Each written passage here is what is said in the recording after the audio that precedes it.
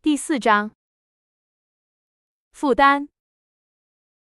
哦，亲爱的，假期结束，又要重新开始承担义务，继续前进，真是太难了。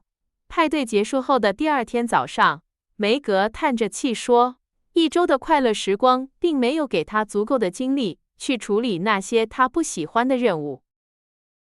我真希望每天都是圣诞节或新年，那该多好啊！乔带着一丝忧郁，打着哈欠说。那样的话，我们就不会像现在这样享受这些特殊的日子了，连一半的乐趣都没有。不过，能被邀请去吃饭，收到花束，参加派对，坐马车回家，到家后读会儿书再休息，不用考虑工作，那一定很棒。有些年轻姑娘过着那样的生活，我真羡慕她们。奢侈品太吸引我了。梅格一边说，一边努力想从面前的2件旧连衣裙中挑出那件看起来不那么旧的。那些都不是我们能拥有的，所以，与其唉声叹气，不如像马米那样，高高兴兴地尽自己的本分。对我来说，马奇姑妈就像航海家辛巴达里的那个老头儿，但我想，等我学会了毫无怨言地忍受它，我就能摆脱这个负担，或者它会变得很轻，以至于我根本不会再想起它。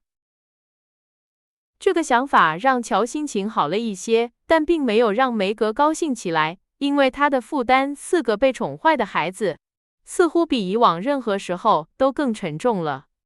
他没有像往常那样，在脖子上系一条蓝色蝴蝶结，梳一个漂亮的发型来打扮自己。当唯一能见到我的人是一些脾气暴躁的小家伙，而且根本没人在乎我是否漂亮时，打扮有什么意义呢？他小声咕哝着，砰地一声关上了梳妆台的抽屉。我将终生劳作受苦，只有极少数时候才能享乐，然后我会变成一个又老又丑、脾气又坏的老太婆。这一切都是因为我穷，不能像其他人那样享受生活，真是不幸。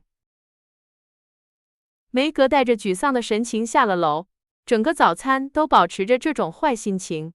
事实上，每个人都情绪低落，怨声载道。贝斯头痛，躺在沙发上，身边偎依着猫妈妈和3只小猫寻求安慰。艾米则非常担心，因为她功课没学好，学习用具也找不到了。乔一边准备出门，一边不停地吹口哨，制造噪音。马奇太太正努力写完一封必须马上寄出的信。汉娜则因为不习惯晚睡而脾气很暴躁。我想再没有哪个家庭比我们家气氛更糟糕的了。乔在打翻了墨水瓶，弄断了鞋带，还一屁股坐在帽子上把它压扁之后，终于忍不住喊了出来。哼，你才是家里最爱发牢骚的那个，艾米反驳道，她的眼泪滴在石板上，弄花了她刚写完的满是错误的加法算式。贝斯，如果你不把这些讨厌的猫带到地窖去，我就把它们淹死。梅格非常生气地嚷道，他正试图摆脱一只爬到他背上，像只刺猬一样紧紧抓着他不放的小猫。乔哈哈大笑，梅格大声抗议，贝斯苦苦哀求，艾米则为自己记不住9乘以12等于多少而唉声叹气。孩子们，孩子们，安静一会儿。我必须把这封信用早班邮件寄出去，你们这样吵吵嚷嚷的，我根本没法集中精神。马奇太太说着，第3次划掉了信中的一句话。一阵平静之后，汉娜端着2个刚出炉的馅饼走了进来，把它们放在桌上，便离开了。这些馅饼是一种惯例，姑娘们称它们为暖手桶，因为在寒冷的早晨，用手感受刚烤好的馅饼散发出的热气非常舒服。汉娜从不会忘记准备它们，无论她多忙或心情多糟，因为她知道这一天将会漫长而艰辛。这些可怜的孩子们在回家之前什么也吃不上。而且他们很少在3点之前回来。贝斯，和你的猫们好好待着吧，希望你的头痛能好些。马米，再见。今天早上我们表现得像一群小捣蛋鬼，但我们回家时会变成真正的小天使的。梅格，我们走。乔说着，一边走一边想着，朝圣者们的表现并不尽如人意。他们总是在拐过街角前回头望，因为他们知道母亲会站在窗前向他们示意，微笑着挥手道别。在某种程度上，这似乎给了他们面对一天的力量，因为无论他们心情如何，母亲脸庞的最后印象总能像一缕阳光般照亮他们。如果马米朝我们挥拳头而不是飞吻，那也是我们活该，因为我们表现得像女巫一样。乔评论道。他在懊悔中觉得，路上的泥泞和凛冽的寒风都是对他们应得的惩罚。别说粗话，梅格抱怨道，她躲在披肩后面，把自己裹得像个厌世的修女。我不觉得在意思恰当的时候用些有力的词有什么错，乔回答，一边按住差点被风吹飞的帽子。你可以随便说自己是捣蛋鬼或女巫，但我可不是。很明显，你今天心情不好，而且因为不能过上富裕的生活而感到沮丧。可怜的你！等我发财了，你就可以拥有所有你想要的马车、冰淇淋、高跟鞋和花束，还可以和你喜欢的所有红头发年轻人跳舞。别傻了，乔！梅格喊道。尽管如此，他还是被这番话逗笑了，心情也不由自主地好了许多。谢天谢地，我是个傻瓜。如果我也像你那样垂头丧气，被沮丧打败，那我们可就麻烦了。幸运的是，我总能找到一些有趣的事情来让自己振作起来。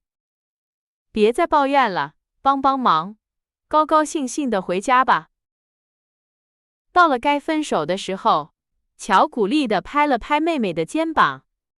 他们各自拿着热乎乎的馅饼，分头走上了自己的路，努力用好心情去面对坏天气、辛苦的工作，以及无法满足他们对美好生活的青春梦想这一现实。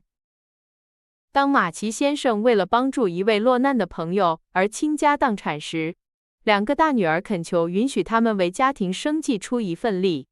他们的父母坚信，认识努力、工作和独立的价值永远不会太早，于是同意了他们的请求。2个女孩满怀爱心和善意地投入了工作，坚信即使困难重重，她们也一定能成功。玛格丽特找到了一份家庭女教师的工作，微薄的薪水让她觉得自己很富有。正如她自己承认的那样，她喜欢奢侈品，而她最主要的烦恼就是他们所处的贫困。对她来说，这比对其他人更难忍受，因为她还记得他们曾经拥有一个美丽、舒适、一无所缺的家。她努力不让自己被嫉妒或不满的情绪所左右，但一个年轻姑娘渴望拥有美好的东西，和朋友们一起玩乐，过上没有烦恼的幸福生活，也是人之常情。在金家，她每天都看到自己渴望的一切，因为她所照顾的那些孩子的姐姐们经常出门参加社交活动。梅格常常看到他们穿着华丽的礼服，捧着花束经过，听到他们兴奋地谈论戏剧、音乐会、派对和各种庆典，还看到他们把钱花在一些小玩意儿上，而那些钱对他来说却能解燃眉之急。可怜的梅格通常不抱怨，但有时他会因为这种不公平而感到痛苦，因为他还没有学会真正欣赏自己所拥有的那些能确保幸福生活的福分。那是多么福分，那是多么富有啊！至于乔，他成了马奇姑妈的得力助手。姑妈卧病在床，需要人照顾。这位没有子女的老妇人曾在马奇家道中落实提出收养一个女孩。当马奇夫妇拒绝她的提议时，他感到非常生气。朋友们曾告诫马奇夫妇，他们的这个决定让他们失去了在富有的老妇人遗嘱中分的一杯羹的任何可能。对此，这对不重物质的夫妇回答说，即使是12倍的财富，也无法弥补失去我们任何一个女儿的损失。无论贫富，我们将团结一致，幸福地生活。老妇人因此有一段时间没有和他们说话，直到有一天，在一位朋友家，她遇见了乔。乔以他风趣的谈吐和坦率的性格吸引了老妇人，以至于老妇人主动提出让他做自己的陪伴女伴。乔对这个提议并不热心，但考虑到没有更好的选择，他还是接受了这份工作，并且出乎许多人意料的是，他赢得了这位脾气暴躁的亲戚的欢心。他们之间时有摩擦，有一次乔甚至跑回家，声称再也受不了了。但马奇姑妈的火气很快就消了，她急切地要求乔回去，乔也不忍心拒绝，因为在内心深处，他已经对这位脾气古怪的老太太产生了一份感情。我怀疑他真正喜欢这份工作的原因是那间巨大且藏书丰富的图书馆。自从马奇叔叔去世后，那里就成了灰尘和蜘蛛的天下。乔清楚地记得那位和蔼的老先生，他曾借给他那些大部头的词典，让他搭建桥梁和铁轨，给他讲那些拉丁文书籍里奇特插图的故事，还在街上遇见他时给他买姜饼。那间昏暗、布满灰尘的房间，高高的书架上摆放着凝视着前方的半身像、舒适的扶手椅、地球仪，以及最重要的一片可以让他尽情遨游的书的海洋。对这个年轻女孩来说，简直就是人间天堂。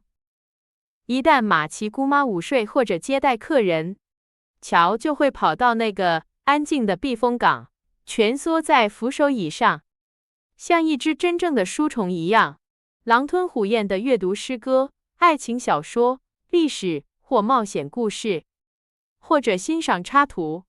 但是，正如常言道，好景不长。就在他读到故事最精彩的部分，诗歌中最甜美的诗句，或者冒险故事的高潮时，一个尖锐的声音总会传来：约瑟芬，约瑟芬。他便被迫离开他的天堂，去整理一团乱麻般的毛线，给小狗洗澡，或者大声朗读贝尔沙姆的散文好几个小时。乔觉得自己注定要成就一番惊天动地的大事，虽然他不知道具体是什么，但他相信时间会给他答案。与此同时，他最主要的烦恼是不能随心所欲地读书、跑步和骑马。他坚强的性格、尖锐的言辞和不知疲倦的精神，使他一次又一次地陷入麻烦，这使得他的生活充满了既滑稽又可悲的起起落落。他在马奇姑妈家接受的磨练正是他所需要的，而且尽管不断听到约瑟芬的呼唤，但能为自己的生计出一份力的想法让他感到高兴。贝斯太害羞了，不敢去上学。他们试过了，但可怜的他过得非常痛苦，所以他们最后决定让他在家里由父亲教导。当父亲奔赴前线，母亲被迫将精力投入到援助士兵的工作中时，贝斯便继续自学，并尽了最大的努力。她是个非常恋家的女孩，喜欢帮助汉娜把家打扫得干干净净，让其他人工作回来时能感到舒适。除了亲人的爱，她别无所求。即使在最漫长、最安静的日子里，她也从不感到孤独或无所事事，因为她的内心世界充满了想象中的朋友，而且她天生就像蜜蜂一样勤劳。早上，她喜欢和6个娃娃一起玩，她带着爱心叫醒他们，给他们穿衣服，因为她毕竟还是个孩子。没有一个娃娃是完好无损的，也没有一个是漂亮的。他们一直被遗弃在角落里，直到他把他们从遗忘中拯救出来。当他的姐姐们长大到不再玩娃娃时，贝斯便接管了他们，因为艾米不容许自己拥有任何旧的或丑陋的东西。正是因为这个原因，贝斯才全心全意地照顾他们，甚至还为生病的娃娃们建立了一家医院。他从不在他们棉布做的身体上扎针，从不冲他们大喊大叫或打他们，也从不因为哪个娃娃不好看而冷落他。他以同样的深情和投入喂养他们，给他们穿衣，照顾他们，爱抚他们。他甚至还救回了一个曾属于乔的4分5裂的娃娃。在经历了动荡的一生后，这个娃娃最终被扔进了碎布袋，因为他的头已经掉了。贝斯给他戴上了一顶漂亮的帽子，为了掩盖他没有胳膊和腿的事实，他用一条毯子把他裹起来，并把他安置在医院里最好的床上，因为他是一个慢性病患者。我想，任何人看到贝斯对那个娃娃倾注的爱，都不会不为之动容，无论这种投入会引来多少笑声。他给他送花，给他读故事，把他裹在外套里带出去透气，给他唱摇篮曲，并且在睡觉前从不忘记亲吻他那张脏兮兮的小脸，温柔地对他低语：“晚，亲爱的。”和其他人一样，贝斯也有他的烦恼，而且因为她不是天使，而是一个非常有人情味的小姑娘，她也会像乔说的那样，掉几滴小眼泪，因为她不能上音乐课，也没有一架好钢琴。她如此热爱音乐，如此努力的学习，并在家里那架破旧、走调的钢琴上如此耐心的练习，以至于似乎理应有人，更不用说玛奇姑妈了，来帮助她。然而，没有人这样做，也没有人看到她独自练习时擦去落在发黄、走调的琴键上的眼泪。工作时，她像一只小云雀一样歌唱。如果需要为妈咪和姐姐们演奏，她从不感到疲倦。每天，她都满怀希望地对自己说：“总有一天，如果我表现好，我就能演奏我自己的音乐了。”这个世界充满了像贝斯这样的女性，她们害羞而安静，坐在角落里等待，知道有人需要她们。她们如此快乐地奉献自己，以至于没有人察觉到她们的牺牲，直到家中的小蟋蟀停止了鸣叫，那甜蜜而阳光般的存在消失，只留下寂静和黑暗。如果有人问艾米她最主要的烦恼是什么，她会毫不犹豫地回答：“我的鼻子。”小时候，乔不小心把它掉进了一个煤豆里，艾米坚称这无可挽回地毁了她的鼻子。她的鼻子既不大，也不像可怜的佩特拉那样总是红彤彤的，它更像是个塌鼻子。无论她怎么努力地扬起它，也无法拥有她所渴望的那种高贵气质。除了她自己，没人关心这件事。事实上，她的鼻子还在继续生长，但是艾米太渴望拥有一个希腊式的侧脸了，以至于为了安慰自己，她会画满整页完美的鼻子。她的姐姐们称她为小拉斐尔，她确实拥有非凡的绘画天赋，并且非常乐于临摹花卉、描绘仙女，或用各种奇特的艺术作品来为故事配图。她的老师们抱怨说，她不做算术题，却把石板画满了动物。她利用地图册的空白页来临摹地图。她的书里也画满了滑稽的漫画，这些漫画总是在最不合时宜的时候出现。她尽自己所能努力学习，她模范般的行为举止也使她不止一次免受训斥。她因其良好的性格而深受同学们的喜爱，并且拥有不费吹灰之力就能赢得所有人喜爱的天赋。她的矫揉造作和精致的举止引人钦佩，她的众多才能也是如此。除了绘画，她还能演奏12首曲子，会钩针编织，并且能用法语阅读，发音错误的单词不超过2/3。他那带着抱怨的语气，习惯性的解释说，爸爸有钱的时候，我们总是这样那样做，听起来令人同情，而他使用复杂词汇的倾向，则被其他人认为是非常优雅的。艾米正朝着一个被宠坏的孩子发展，每个人都纵容他，他的虚荣心和自私心与日俱增。然而，有一件事抑制了他的虚荣心，那就是被迫穿他表姐的旧衣服。弗洛伦斯的母亲并非以品味出众而闻名，对艾米来说，戴一顶红色的帽子而不是蓝色的，穿不合身的连衣裙和颜色俗气的、尺寸不合适的围裙，简直就是一种折磨。这些衣服质量很好，做工精良，而且几乎是新的，但它们伤害了艾米的审美情趣，尤其是在那个冬天，她不得不穿着一件暗紫色的、带有黄色圆点的、没有任何装饰的连衣裙去上学。我唯一的安慰，她含着眼泪告诉梅格，是妈妈不像玛利亚·帕克斯的妈妈那样，每次我淘气就给我放裙边，那真是太可怕了。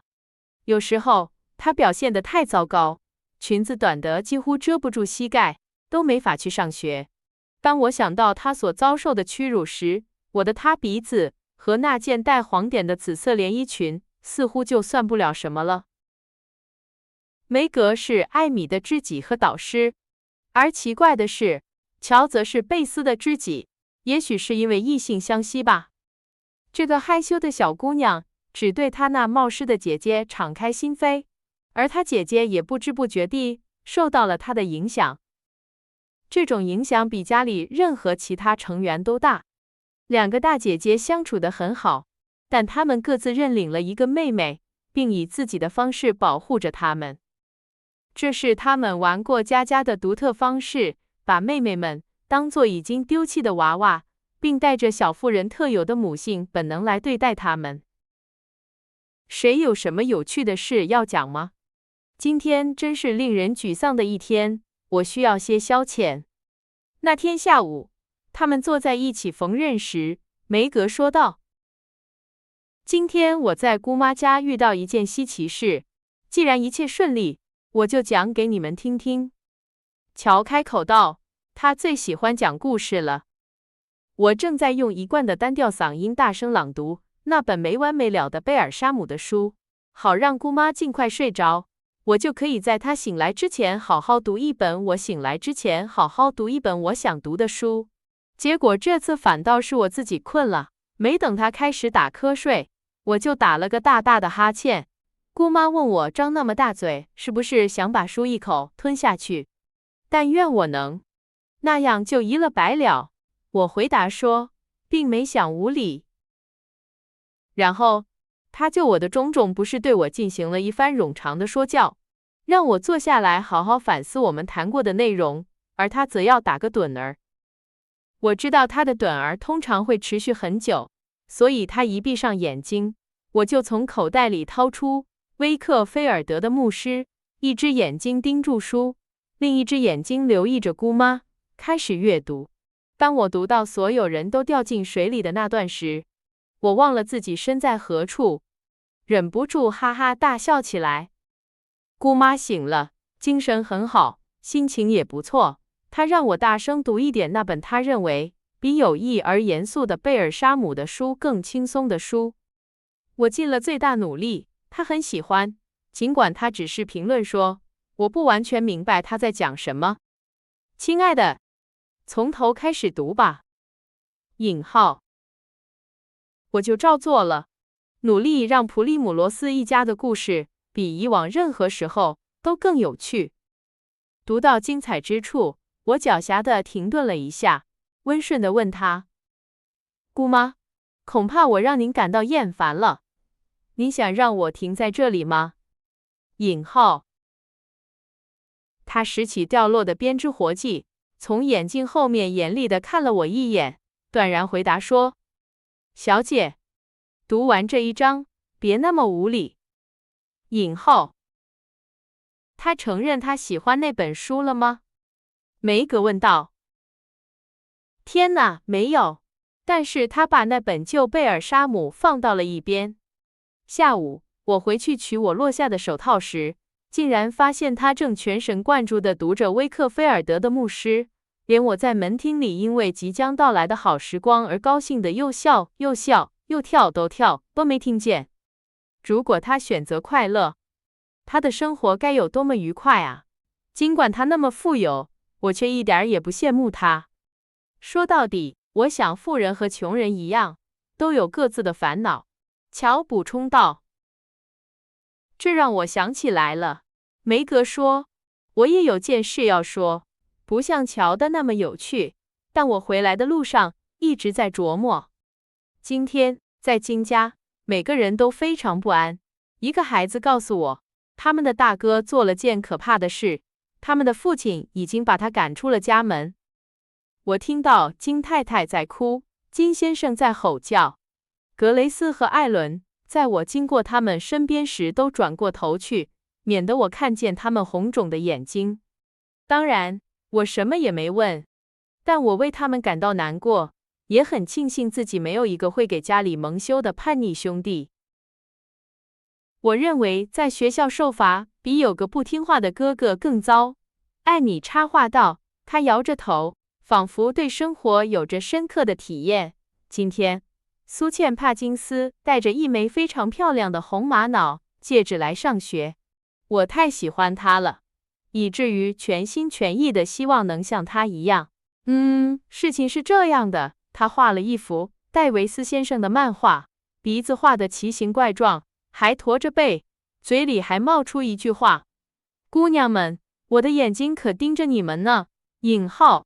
我们一直在嘲笑那幅画，直到发现戴维斯先生真的在盯着我们。他命令苏茜把他的石板拿给他看，他吓得呆住了，但还是拿给他看了。你们猜他做了什么？他揪住了他的耳朵。揪耳朵，想想多可怕！他强迫他站到讲台上，让他举着石板站在那里1个半小时，好让所有人都看见。其他人看到那幅漫画时没有笑吗？乔问道。他喜欢这种混乱的场面。笑？当然没有。我们都站得笔直。苏茜哭得很伤心。事情就是这样。我再也不羡慕他了，因为我对他说，即使有100万枚红玛瑙戒指，发生那种事后我也不会开心，我永远也无法从那样的羞辱中恢复过来。说完这些，艾米又开始做她的活计，为自己的美德和能流利地说出2个长词而感到自豪。今天早上我看到一些我喜欢的事情，本来打算在晚餐时说的，但是我忘了。贝斯一边说，一边整理着乔那乱七八糟的针线篮。我出去买汉娜订的牡蛎，在鱼店里碰见了劳伦斯先生，不过他没看见我，因为我躲在一个桶后面，他正和鱼贩卡特先生说话。就在这时，一个穷苦的女人提着桶和拖把走了进来，提出帮着打扫店铺来换点鱼，因为她没什么东西给孩子们当晚饭，而且她当天的工钱还被克扣了。卡特先生有点忙，想都没想就没好气地拒绝了她。那个女人看起来饿坏了，垂头丧气地转身要走。就在这时，劳伦斯先生用他的手杖尖戳起一条大鱼递给了他，他又惊又喜地接了过去，连声道谢。他对他说：“拿去煮了吧。”他便喜滋滋地匆匆离开了。多么感人的举动，你们不觉得吗？看到他抱着那条巨大的鱼，还对劳伦斯先生说，希望上帝在天堂为他准备一张舒适的床，真是太有趣了。大家都笑了，然后他们请求母亲也给他们讲些什么。母亲沉默了一会儿，然后非常严肃地说：“今天我为一些蓝色法兰绒上衣裁剪布料时，想起了你们的父亲，想到如果他出了什么事，我会感到多么孤独和无助。我知道我不该去想这些，但我忍不住，直到一位老人进来下订单。他坐在我旁边，我便开始和他说话，因为他看起来很贫穷、疲惫，而且紧张。你有孩子在军队里吗？我看到他带来一张并非给我的便条时问道。是的，夫人。我本来有4个，但2个已经牺牲了，一个被俘虏了。我正要去探望另一个，他住在华盛顿的医院里，病得很重。引号，他低声回答道。您为您的国家付出了很多，先生。引号，我说，原先的怜悯变成了尊敬。我尽我所能，夫人。如果我自己能服役，我早就亲自去了。但既然不行，我已将我的儿子们全心全意地奉献了出去。引号。他说话时那么精神抖擞，态度那么真诚，而且似乎非常乐于献出他所拥有的一切，以至于我感到羞愧。我只献出了一个丈夫，就觉得代价太高，而他却毫无怨言地送走了4个儿子。我回家时，还有我的女儿们给我安慰，而他只剩下1个儿子，在几百里外等着他，也许是为了见他最后一面。我感到自己如此富有，如此幸运，充满了福分，于是我为他准备了一个大包裹，给了他一些钱，并衷心感谢他给我上的这一课。妈妈，再给我们讲一个故事吧，一个像这样有寓意的故事。当它们是真实发生的事情，而且听起来不像说教时，它们会让我思考很多。乔在沉默了1分钟后说道。马奇太太笑了笑，立刻开始了。她多年来一直给这个小听众群体讲故事，非常清楚如何取悦他们。从前有4个小姑娘，她们衣食无忧，生活舒适，玩乐不少，朋友很好，父母也深爱着她们。然而她们并不满足。说到这里，姑娘们偷偷地互相看了一眼，开始勤奋地缝纫起来。这些姑娘渴望变得善良，并且立下宏伟的志向，但由于种种原因，她们从未坚持下去。而且她们不停地说，如果我们有那样东西就好了，或者如果我们能做这件事或那件事就好了，忘记了她们实际上拥有多少，以及她们可以获得的许多愉快的东西。因此，他们去请教一位老妇人，他们可以用什么魔法来获得幸福？老妇人回答说，当你们感到不满时，想想你们所得到的福分，并且为此感谢上帝。引号。听到这里，乔抬起头看了一眼，好像要说什么，但当他意识到故事还没结束时，又改变了主意。因为她们是非常聪明的年轻姑娘，所以他们决定听从这个建议，并且很快惊讶地发现他们是多么的幸运。一个发现金钱并不能阻止羞耻和悲伤进入一个家庭，无论他多么富有。另一个原以为自己很穷的人意识到，由于他的青春、他的好心情和他的健康，他比某个不知道如何享受自己地位的脾气暴躁的老妇人更快乐。第3个明白了，无论准备晚餐多么令人不快，被迫乞讨才能做饭要糟糕得多。而第4个则证实了，善良比拥有一枚红玛瑙戒指更有价值。因此，他们一致同意不再抱怨，享受他们所得到的福分，并且努力配得上他们，因为这些福分很可能会消失，而不是增长。而且我认为，他们从未后悔，也从未对听从老妇人的建议感到失望。马米，您真巧妙，您把我们的故事反过来用，借此教训了我们一顿。梅格喊道。我喜欢这种说教，它让我想起爸爸过去常常对我们说的那些。贝斯若有所思地评论道，一边说一边把针在乔的针垫上摆正。我通常不像其他人那样爱抱怨，但是在看到苏倩发生了什么事之后，我会少抱怨得多。艾米非常严肃地说。我们需要这一刻，而且我们不会忘记它。如果我们忘记了，您只需要重复老克洛伊对汤姆叔叔说的话就行。想想你们的福分，孩子们，想想你们的福分。引号。乔插话说，他忍不住要对这番说教加以评论，尽管这个信息已经像对其他人一样深深地打动了他。